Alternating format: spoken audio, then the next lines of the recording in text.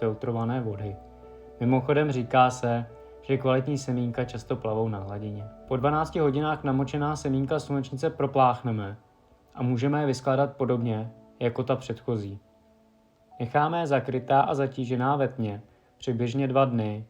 Občas kontrolujeme, jestli není substrát suchý. Když je, lehce ho znovu navlhčíme.